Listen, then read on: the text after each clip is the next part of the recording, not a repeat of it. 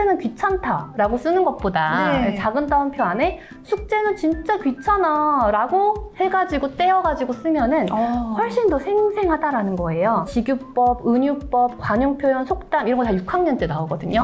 감각적 표현 3학년 때 나오죠. 그러니까 이렇게 3학년, 4학년, 5학년, 6학년 때 다 나눠가지고 배우는 국어적인 표현이 있는데 그런 것들을 국어 시간에 배우고 끝나는 거예요. 그러니까 내가 글을 쓸 때 활용을 못해요. 그런데 이제 여기에서 의인법을 활용해가지고 연습을 하고 직유법을 활용해가지고 표현하는 걸 연습을 하면 양도 당연히 늘어나지만 똑같은 것도 훨씬 재미있고 생생해지면서 글 쓰는 연습을 할 수 있는 거죠. 네, 안녕하세요. 우리 슬기로운 초등생활에 오늘 반가운 손님이 오셨습니다. 15년차 현직 초등 선생님, 그리고 EBS 공채 강사, 명실상부 대한민국 대표 초등교육 멘토이신 이서윤 선생님을 모셨습니다. 네, 소개 잠깐 부탁드리겠습니다. 네, 안녕하세요. 저는 이서윤이라고 합니다. 현재 15년째 아이들을 학교에서 가르치고 있고요. EBS 공채 강사로 활동하고 있고 이서윤의 초등생활 처방전 유튜브를 운영을 하고 있습니다. 아마 우리 이서윤 선생님 모르시는 우리 어머님들 안 계실 것 같고요. 선생님 이번에 신간 소개 좀 부탁드릴게요. 이서윤쌤의 초등 글쓰기 처방전 일기쓰기 편이에요. 아이들이랑 이제 일기쓰기를 집에서 지도를 하시면서 굉장히 힘들어하시고 전쟁을 많이 겪으십니다. 네. 그래서 제가 초등생활 처방전 유튜브에 일기를 지도하는 팁에 대해서 영상들을 올렸고 많은 분들이 호응을 해주셨는데 자료 공유도 하고 했는데 그럼에도 불구하고 네. 힘들다 이런 반응들이 많이 있으셨고 그래서 제가 이제 학교에서 직접 지도했던 그런 것들을 바탕으로 해서 구체적인 팁을 50가지 수록해서 이 글쓰기의 능력을 기르도록 했습니다. 우리 부모님들이 일기쓰기를 가정에서 지도하기 어려워하시는 이유 중에 가장 큰 이유가 뭐냐면 써야 될 것 같은 그 부담감이 되게 큰 거예요. 실제로 일기쓰기는 우리 초등 아이들에게 어떤 역량을 길러주는 것이고 꼭 써야만 되는 것인지 썼을 때 어떤 점이 좋은지 일기쓰기에 대한 설명 부탁드리겠습니다. 일기를 잘 쓰는 애들이 공부를 잘 할까? 공부 잘하는 애들은 다 일기를 잘 쓸까? 뭐 이런 것들을 생각을 해보면은 근데 일기만 쓴다고 해서 당연히 공부를 잘하진 않겠죠. 다른 것도 해야 되고. 공부는 공부를 해야 공부를 잘하죠. 네. 그러면은 이제 공부를 잘하는 애들이 다 일기를 잘 쓰나? 네. 이것도 보면은 100%는 아니에요. 맞아요. 아닌 애들이 있죠. 맞아요. 공부는 잘하는데 쓰는 거 유독 싫어하고 일기 대충 쓰고 하는 친구들도 있어요. 하지만 분명히 서로의 간섭의 관계인 것은 맞아요. 간섭의 관계. 네. 네. 왜냐하면 일기라는 것이 어떤 거 있었지, 어떤 일이 있었지, 무슨 생각을 했지 이걸 한번 돌아보고 그걸 다시 한번 글로 써보고 하는 과정 자체가 네. 출력이잖아요. 맞아요. 근데 공부를 하는 거는 공부한 내용을 출력을 하는 거고 일기는 내가 경험하고 생각을 하는 것의 출력이니까 출력의 연습이고 표현의 연습이고 되돌아보는 메타인지 연습이라는 거예요. 그래서 공부를 잘하는 친구들의 일기를 보면 제각각이지만 그래도 다 평균 이상은 해요. 와, 진짜 못 쓰고 그런 애들은 없어요. 그리고 일기를 잘 쓰는 친구들은 보통은 공부도 어느 정도 다 잘해요. 네. 정말 아이들을 보면서 느끼는 건 아이들이 얼만큼 깊고 넓게 생각하는 힘을 가졌느냐인 네. 거잖아요. 어느 정도의 사고력을 가졌느냐에 따라 이후에 학업 역량과 많이 연결이 되는데 그 사고력의 깊이와 넓이에 아주 결정적인 영향을 주는 것이 초등 시기의 글쓰기인 것 같고 네. 글 중에서도 콕 찍어 일기로 시작하는 아이들이 많더라라는 거죠. 그렇죠? 현직에 계신 매일 교실 안에서 아이들과 소통하지 않는다면 절대 쓸 수 없는 책을 쓰셨더라고요. 목차가 되게 화려했어요. 아이들의 하소연이 그대로 목차가 되었더라고요. 왜 쓰는 게 어려워? 뭐가 어려워? 실제로 이제 물어보기도 했고 평소에 아이들이 일기 쓰기 싫다라고 정말 많이 짜증을 내잖아요. 네. 일기 쓰기 싫어하니까 어떻게든 채우긴 채워야 되니까 맨날 일과표를 쓰는 거예요. 오늘 아침에 일어나서 학교에 갔다. 1교시에는 수학을 했고 저녁에는 뭐 밥 먹고 잤다. 근데 이게 매일매일 반복이 되면은 일기를 쓰는 의미가 없는 것이죠. 오늘 하루를 돌아보고 그것을 표현을 하고 이런 의미가 하나도 없게 되는 거예요. 혹은 일기를 쓰라고 하면은 2줄, 3줄 이런 데에서 멈추고 네. 어떤 친구는 매일매일 오늘은 보통이다. 오늘은 보통이다. 감정이 정말 보통이라는 단어를 사용을 하는 거예요. 이제 일기를 안 쓰는 친구들 한해서 남아서 명심보감 쓰기 이런 것도 하잖아요.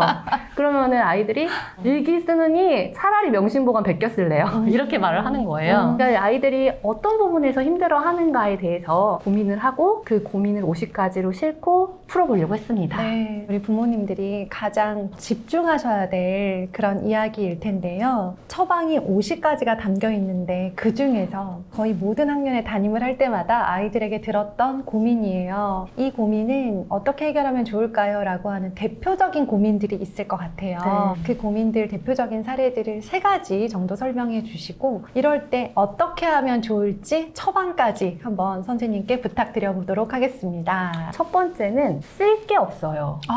애들이 진짜 많이 말을 해요. 우리 부모님들 지금 맞아요 막 이 말씀하셨을 것 같아요. 네. 뭐 없어요, 쓸 거 없어요 막 이러잖아요. 그쵸? 오늘 집에만 있었어요. 네. 어디 놀러 안 갔어요. 아무것도 안 했어요. 학원만 갔다 왔어요. 어떻게 해야 되나요? 쓸 거 없는 아이들. 쓸 게 없어요. 그래서 제가 3가지 기법을 말을 해주는데요. 첫 번째 기법은 타임머신 기법이에요.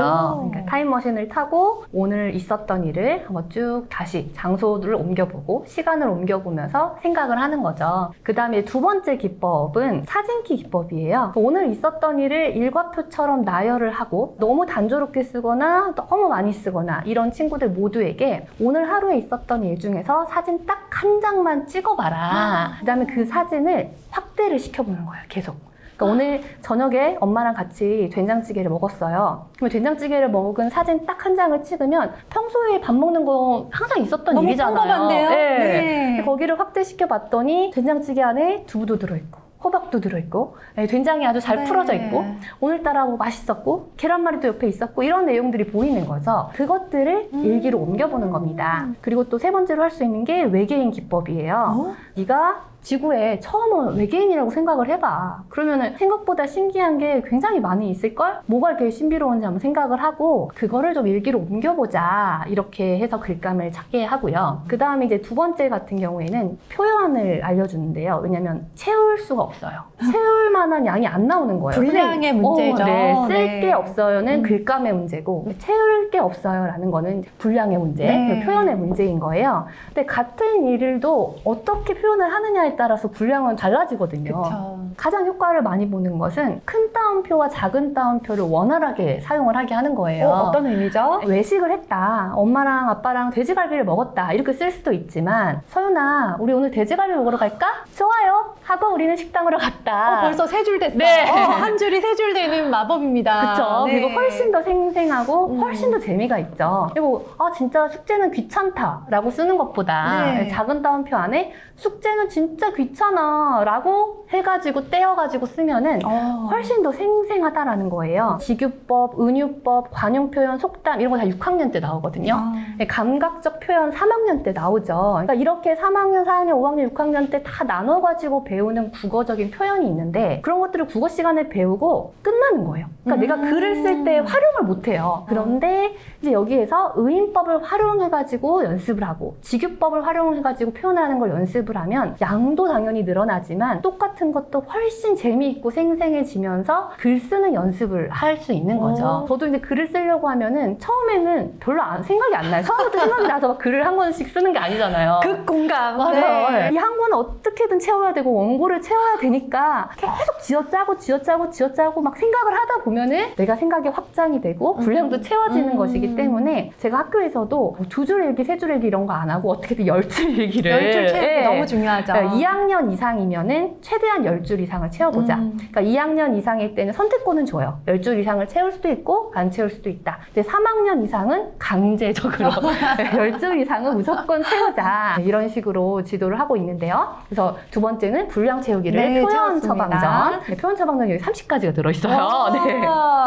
그 다음에 이제 마지막으로는 감정에 대한 어휘가 아이들이 부족해서 항상 그쵸. 참 재미있었다 라고 끝나는 거예요. 즐거운 하루였다. 네, 그쵸. 감정이 단조롭게 끝나는 일기가 왜 그러느냐라고 한다면 당연히 이제 감정 어휘가 조금 부족해서 어떤 감정으로 표현을 해야 될지 몰라서인 경우도 있고요. 재미있게 표현하는 방법을 몰라서일 수도 있어요. 그래서 너의 느낌을 색깔로 한번 표현을 해볼까? 오늘 느낌이 무슨 색이야? 이렇게 표현을 유도를 하거나 아니면 오늘 느낌이 어떤 물건이야? 라고 표현을 유도를 해요. 이렇게 감정을 다양한 어휘로 표현을 하고 물건으로 표현을 하고 하고 색깔로 표현을 하면서 그 과정 속에서 내 감정이 오늘 뭐였지? 하고 또 한번 돌아보는 거예요. 감정을 네. 한번 돌아보고 생각해보고 인지해보고 표현하는 거를 통해서 나의 감정을 인지하는 그런 네. 능력도 길러지는 거죠. 오늘 내 기분은 보통이었다라고 항상 쓰는 아이가 어떻게 보면은 일기를 쓰는 것이 좀 어색하고 부족하다, 미숙하다라고 생각을 할 수 있는데 그 친구는 실제로 감정을 느끼는 것을 굉장히 힘들어했어요. 왜 그러는지를 좀 깊이 있게 관찰을 해보고 이야기를 해보려고 노력했지만 네네. 자기 표현을 안 해요. 근데 알고 봤더니 가정 환경이 힘든 상황이었고 제가 느끼기로는 스스로 감정을 느끼기를 차단한 것 같더라고요. 그래서 매일매일 보통이다라고 그냥 표현을 하는 거고 실제로 그렇게 느끼고 있었던 거예요. 그러니까 처음에는 일기지도로 시작을 했어요. 네. 그냥 감정의 표현을 좀 다르게 해보자. 네. 근데 거기에서는 내 감정이 무엇인지 생각해보고 한번 느껴보는 것으로 확장이 된 거죠. 감정을 좀 다양하게 표현을 해보는 것. 이게 세 번째입니다. 제가 실제로 집에서도 많이 활용을 했어요. 근데 저희 아들도 감정을 표현하고 그것을 조절하는 것에 많은 어려움이 있었기 때문에 감정을 숫자로 오늘 1부터 10까지 중에서 몇 점으로 매겨볼래? 10점이 제일 좋은 거고 1점이 제일 힘든 거야. 거기서부터 대화가 시작이 되는 거죠. 네. 색깔로도 표현하고 물건으로도 표현하고. 근데 이거는 고학년의 일기에 들어가도 성인의 일기에 들어가도 전혀 어색하지 않은 맞아요. 그런 표현법이거든요. 좀 멋진 표현이죠. 그쵸. 네. 예, 훨씬 작가스러운 표현이에요. 있어 보여요. 네. 우리 이거 좀 대화 좀 해보자, 이거 한번 시작해보자 라고 애를 앉혀서 어떻게 좀 뭔가 하는 분위기를 만들어야 되는데 여기까지 오는 것도 사실 집에서 되게 어려우시거든요. 맞아요. 네, 선생님만의 노하우가 엄청 있으실 것 같아요. 알려주세요. 어떻게 이걸 습관으로 만들 수 있을까요? 저도 힘들어요.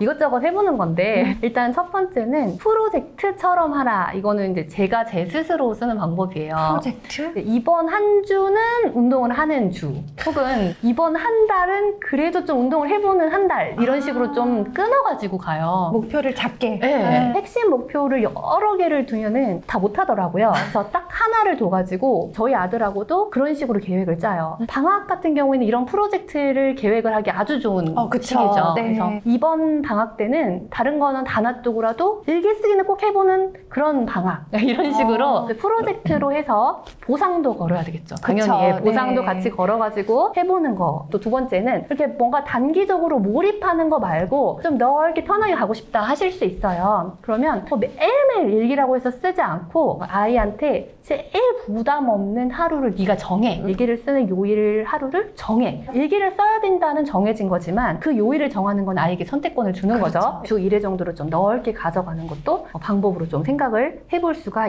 있겠습니다. 네. 그 다음에 이제 또 제가 드리고 싶은 말씀 중에 하나는 제가 수학을 어려워했었거든요. 고등학교 때. 수학 감각이 제가 항상 떨어지는 애들이 몇 학년부터 티가 나요? 라는 질문을 받으면 초등학교 4학년이요 라고 해요. 제가 딱 초등학교 4학년 때 두 자릿수 나누기 두 자릿수부터 힘들어했거든요. 그래서 저는 그때부터 과외를 했어요. 과외를 받았어요. 수학 과외를. 선생님이 기다려가지고 수업을 딱 들었거든요. 근데 그 선생님이 와가지고 하신 게 뭐였냐면은 잘 생각해봐. 너의 머릿속에는 답이 있어. 다 잘 생각해봐. 그 말만 계속 1시간 하시는 거예요. 근데 저는 수학 감각이 떨어지는 애니까 아무리 생각을 해내려고 해도 생각이 안 나거든요. 진짜 몰라서 못 푸는 거예요. 근데 그 선생님은 수학 감각이 뛰어난 사람이니까 잘 생각을 하면 생각이 났던 거예요. 언어도 마찬가지예요. 남자애들이 일기 쓰기 힘들어 하잖아요. 네. 근데 거기다 대고 양을 더 채워봐, 늘려봐, 오늘 있었던 일을 잘 생각해봐. 이거는 수학 문제를 잘 생각해봐. 잘 생각하면은 끌어낼 수 있어 라고 똑같다는 거예요. 그래서 구체적으로 티칭을 해서 큰 따옴표 넣어서 대화문 써. 작은 따옴표 넣어서 생각 써. 감정 색깔로 써. 이렇게 구체적으로 알려줘야 아이들이 그나마 분량을 채우고 쓰기 싫어하지 않고 그 모호함 속에서 헤매지 않고 쓸 수 있다는 거예요. 그래서 글을 잘 쓰는 애들은 잘 쓰는 애들대로 아 이런 기법이 있었어? 이렇게 하는 거고 못 쓰는 애들은 못 쓰는 애대로 아 그래 이렇게 하는 거구나 라는 걸 배우는 거거든요. 모호함이 없는 글쓰기, 좀 명쾌한 글쓰기를 통해서 실력을 올려봤으면 좋겠다라는 생각을 했어요. 그래서 아이들이 자꾸 엄마가 생각 안 나는데 생각해봐 하고 하면 짜증나죠. 근데 이거는 그래도 알려주거든. 답이 있거든요. 그러니까 조금 더 안 치기 편하실 겁니다. 그리고 또 요즘 애들이 강의하고 친숙하잖아요. 네. 그래서 강의도 제작을 했어요. 네. 초등생활 처방전 유튜브에 아, 올라와요. 네네. 들어와서 보시면서 교재 풀으시면 됩니다. 15년째 아이들을 만난다는 건 15년째 초등 학부모님들을 만나고 계신다는 뜻이에요. 네. 초등 시기에 학부모의 역할 중에 다 못하겠는데 한 가지만 할게요 라고 누가 물으신다면 어떤 점을 말씀해주고 싶으세요? 근데 이게 정말 딱 하나만 꼭 집어서 말씀드리고 싶은데 또 약간 말이 길어질 것 같은데요. 학교 생활을 잘할 수 있는 우리 아이의 멘탈이 어디서부터 오느냐라고 생각을 한번 해보면 아이가 친구가 놀려가지고 집에 왔어요. 엄마, 나 친구가 놀렸어. 이렇게 말을 했어요. 네. 이제 엄마의 반응이 다양하죠. 이제 어떤 엄마는 진짜? 그랬어? 이제 너무 이제 과한 그쵸? 거예요. 감정 과잉. 그래서 아이도 놀라는 거예요. 뭐지? 나 그냥 엄마한테 잠깐 친구 놀려가지고 속상해서 털어놓은 거였는데 이게 뭐지? 이렇게 되는 거죠. 두 번째는 무관심한 거죠. 세 번째는 너무 이제 문제 해결적인 사고가 큰 거예요. 어떻게든 내가 해결해줘야 되겠어. 그래? 누구야? 걔는 엄마한테 전화 한번 해볼까? 이렇게 하는 거예요. 네, 문제 해결적인 사고와 공감이 같이 가야 되는 건데 둘 다 공통점이 불안함에서 기인한 거예요. 그러니까 불안하니까 내가 이 문제도 해결해주고 싶고 불안하니까 어떡하지 이렇게 하는 거고 불안하지 않으려면은 그 뜨거운 감자 같은 감정을 내가 잘 다뤄야 아이도 잘 다룰 수 있고 예, 아이도 이럴 수 있구나 하고 덤덤하게 넘어갈 수가 있는 건데요. 그 불안한 감정을 잘 다루는 감정에 유능한 부모가 되기 위해서는 좀 불안함이 생겼을 때 나 이거 왜 불안하지? 화가 났을 때 이거 내가 왜 화가 나지?